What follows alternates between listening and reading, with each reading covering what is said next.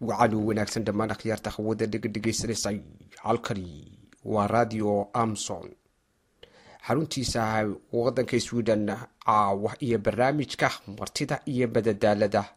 waxa uu idinka imanayaa waddanka Sweden anigu Cabseed Maxamuud Saciid kaakaayad la socodsiinaya ashqiyaasga caawada badadaalada iyo martidu aad bay u badan u weyn tahay aan idin soo qabto hadii ee biraali ka noqdo soo qiibala yahay Allah ha u naxariistay marxuun Maxamed Saleebaan Tubic ayaa ahaa isagu boqorkii codka isla markaana heesa aad u badan sameeyay rabbi ha u naxariistay Maxamed Saleebaan Tubic haddii aynu dib u jaleecno taariikhdiisii waxa uu ku dhashay degmada Laaleys 1941 degmadaas oo ka tirsan degmada Berbera ee xarunta gobolka Saaxil waxaana uu ku dardaarmay in lagu aaso halkaasi marka uu dhintay Maxamed Saleebaan Tubic rabbi naxariistiisa ha ka waraabiye waxa uu sanadihii 60 fanka ka bilaabay begalada Hargeysa xarunta Somaliland wuxuuna qaaday heeso tiro badan oo isugu jira kuwa wadaniya qaar gobonimo doona iyo kuwa ku sifaysan qadiyada heer caalami iyo kuwa jacayl iyo waliba kuwa shakhsi ahba Maxamed Saleebaan Tubic oo lagu tilmaami jiray boqorka codka fanaaniinta Soomaaliyeed aadna u cod macaana waxa uu kamid ahaa hormuudka fanka Soomaaliyeed waxa uu ahaa rabbi naxariistiisa ha ka waraabiye Tubic fanaan aad loo jecel yahay heesiisii guud ahaan dhulka Soomaalida Allah ha u naxariistay waxa uu ifka kaga tagay 32 qof oo isugu jira oo caruur ah ayuu markaasi ifka ka tagay waxa uu dhalay iyo ubadkii iyo wixii ay sii dhaleen iyo waliba wuxuu awoowo u ahaa abwaan aadan tarabi jaamac oo wax laga weydiiyay mar taariikhdiisii faneed ee uu Maxamed Saleebaan Tubic rabbi naxariistiisa ha ka waraabiyay shakhsiyaadkii intii uu ka yaqaanay ayaa ku tilmaamay inuu muddo badan yaqaanay isla markaana uu kamid ahaa shakhsiyaadka fanka Soomaaliyeed caanka ku noqday yaraantiisii abwaan tarabi tacsi iyo duco kadib waxa uu marxuumka Maxamed Saleebaan Tubic ku tilmaamay sida Soomaalida marka laga reebo fanaaniinta Maxamed Axmed Kuluc oo abwaanku ku tilmaamay fanaanka ugu heesaha badan fanaaniinta Soomaaliyeed wuxuuna sheegay in uu ifka kaga tagay 32 ruux haddaba Maxamed Saleebaan Tubic rabbi naxariistiisa ha ka waraabiye waxa uu ku dhintay dalka Jarmalka halkaas oo uu geeriyooday 2014 bishii Maash 12 haddaba heesihii Maxamed Saleebaan Tubic tolow maxaa kamid ahaa bal aan idiin soo qabto heestii Malyuun heestan oo uu aad iyo aad Soomaaliduna ay u jeclay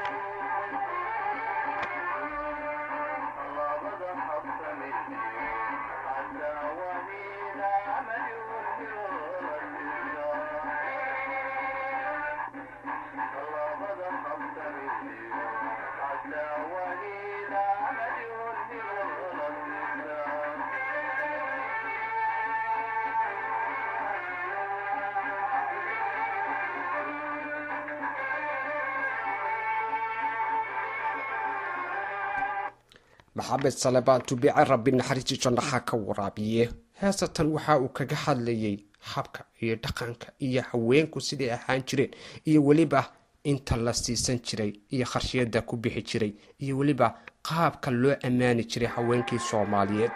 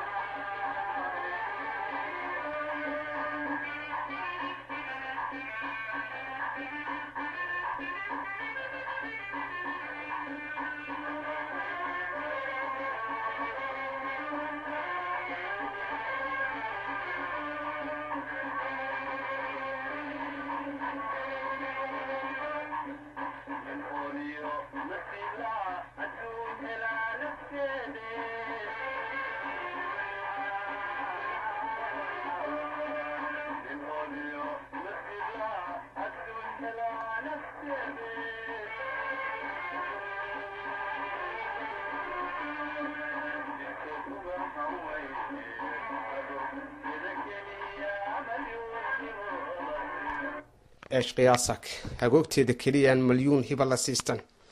maxamed salaad tubaac rabbi naxariisanaha ka waraabiyo heesa badan ayaan caaweynahayaa heesaha hore ee markaasi ay qaadi jireen fanaaniintii waaweynaa ee hobalada waaberi waxay ahaayeen heeso xigmadaysan oo markaasi macno weyn xambaarsan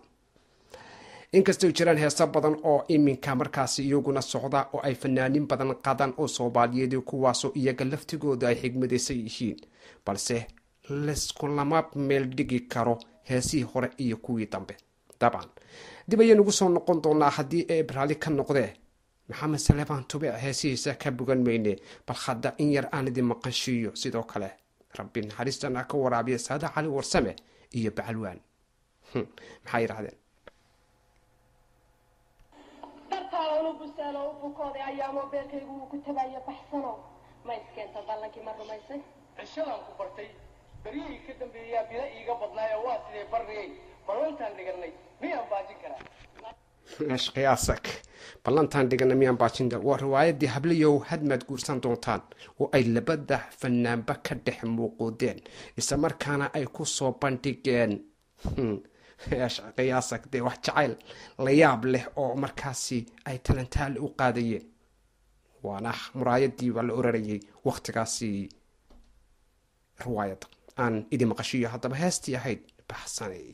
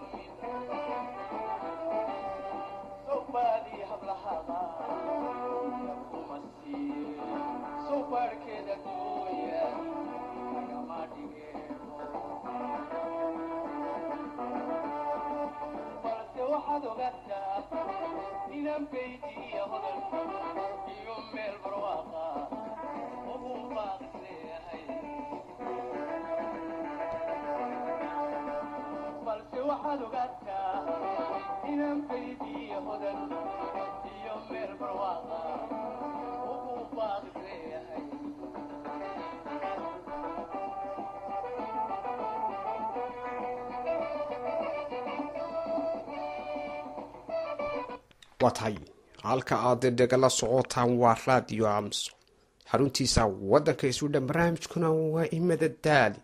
waa barnaamijkii markaasi aad nooga barateen waqtigan oo kale barnaamijka martida iyo madadaalada oo aan idinku soo gudbino hadba heesaha majaajilooyinka madadaalada iyo waliba wax allaale iyo wixii dadku ay xiiseeyaan markaasi waxaan ahaa markaasi aanu idin soo qaadaa dhigi doonaa sidoo kale fanaaniintii hore kuwii dambe kuwa casriga kuwa dhalan doona iyo kuwa soo socda intaba waan isku dari doonaa heeso kale ayaa inoo soo socda balse maxaynu ku xusi karnaa binti cumar gacal iyo cabdiqaadir goorma ayaa idinku dambaysay heesihiisii marka heesahoodii iyagu qaraamiga ahaa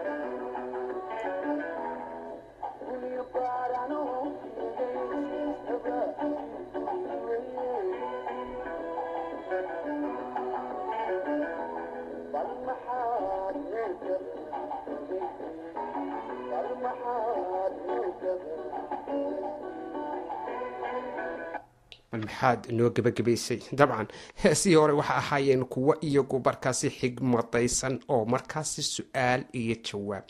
hees markaasi iyadoo talantaali ama loo markaasi loogu qaadaadhigayo uu qofku soo bandhigayo waxa uu u baahan yahay isla markaana qofka kale uu si talantaali uga jawaabayo waxay ahaayeen heesihii hore ee lagu xusuusto markaasi ee antiga ahaa heesahaas oo markaasi heestani waxa ay ka mid ahayd heestii riwaayadii haddaanan khaldanayn cilmi iyo caado binti cumar gacal iyo cabdiqaadir isla markaana waxa uu ahaa aabbihii guriga waxaana uu u soo galay markaasi iyada oo gurigeedii ka shaqaysanaysa oo dhar iska dhaqanaysa xoogaa cadha ah ayaa dhex gashay halkaasi waxaana uu ku yidhi maxaad noo gabagabaysay oo heesta uu kusoo markaasi halqabsanayay balse iyadii maxay ku jawaabtay hadduu reer gabagaboobe hee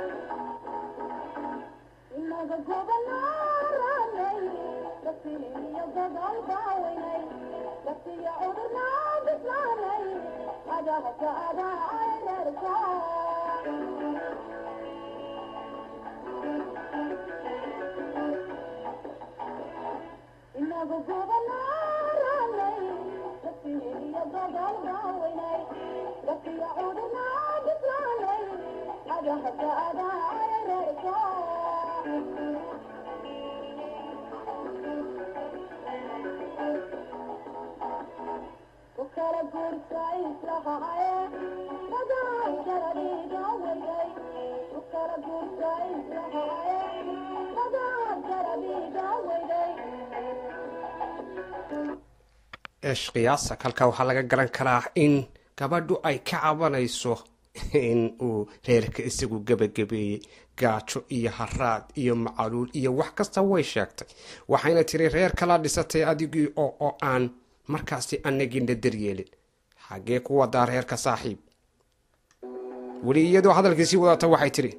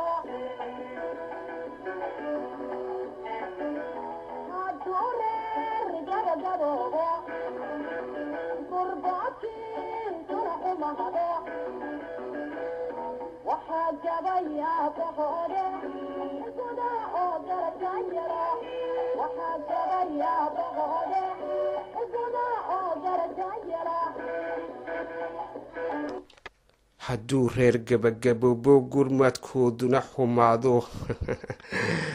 waxaa gabay aabaheedoo xilguda oo garasho yeelo. saaxiib adiga ayaa reerka dayacae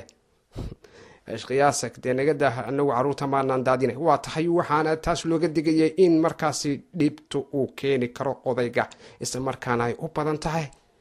dadka Soomaaliyeed in ay caruuraha iyo reeraha dayacaan, isla markaana looga digaya in ay gurigooda iyo reerkooda ku ekaadaan. barnaamijku waa weli iyo barnaamijka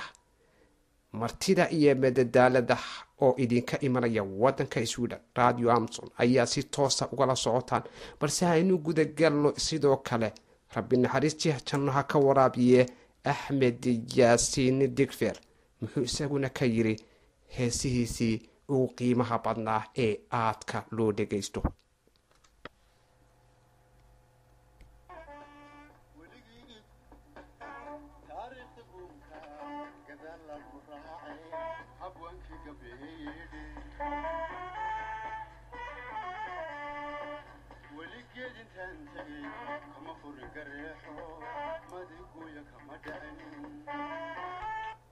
weligeed intaan tegay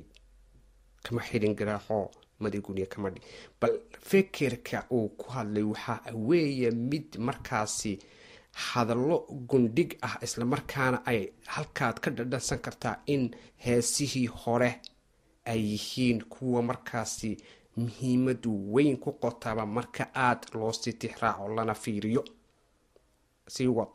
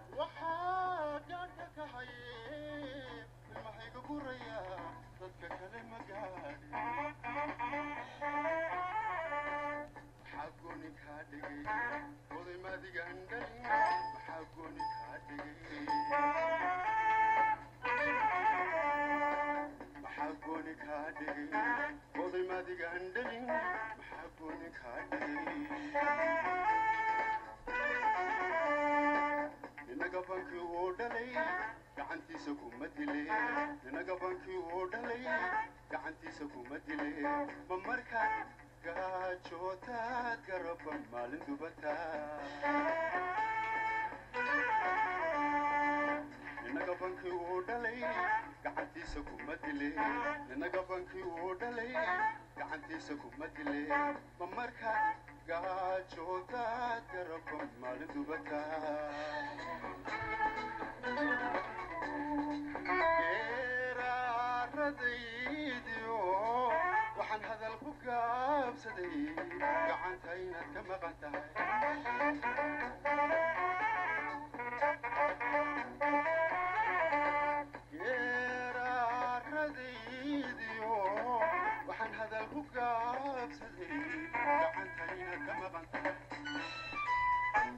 wow waa tahay garba maalin dubata digfeer rabbi naxariistii jannaha ka waraabiye ayuu ahaa isaguna barnaamijka caawa martida inoogu ahaa.